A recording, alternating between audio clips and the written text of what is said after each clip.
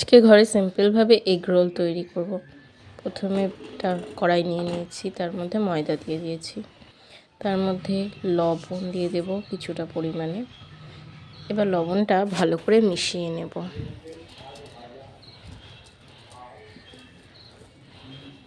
এই যে আটাটা আমি মেখে নিয়েছি। এরপরে আমি পেঁয়াজটা কেটে নেব।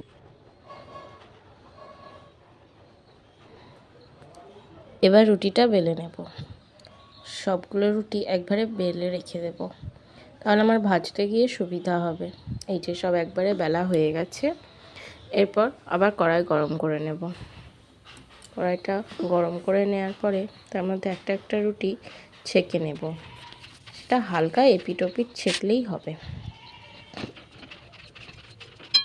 রুটি দিয়ে দিয়েছি, অল্প তেল দেবেন, তেল দিয়ে ছেঁকলে ভালো হবে।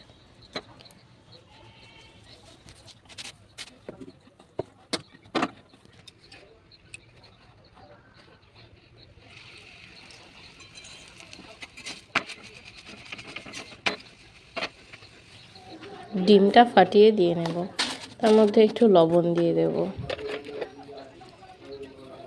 লবণ দিয়ে একটু পেঁয়াজ দিয়ে দেবো, কারণ আমার ছেলে খাবে, ও ঝাল খেতে পারবে না। ভালো করে গুলিয়ে নেব ডিমটা, চারিদিকে ছড়িয়ে দেব। ডিমটা চারিদিকে ভালোভাবে দিয়ে নেওয়ার পর উল্টে দিলাম।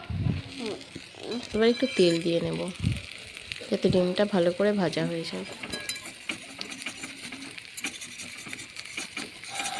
একটু ভালোভাবে ডিমটা ভেজে নিলেই আমাদের এগরোল তৈরি হয়ে যাবে।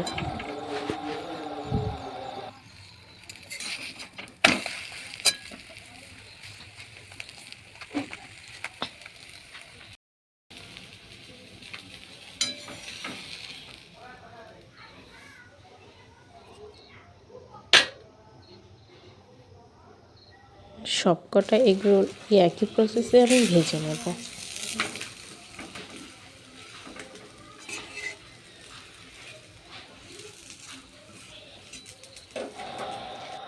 আমার সব এগরোলগুলো ভাজা হয়ে গেছে।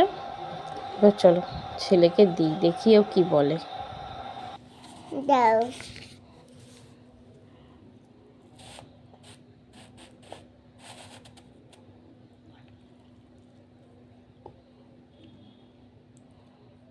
কেমন হয়েছে?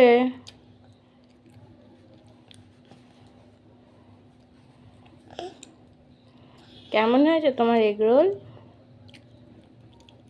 ভালো হয়েছে। মা আমার দিকে তাকাও।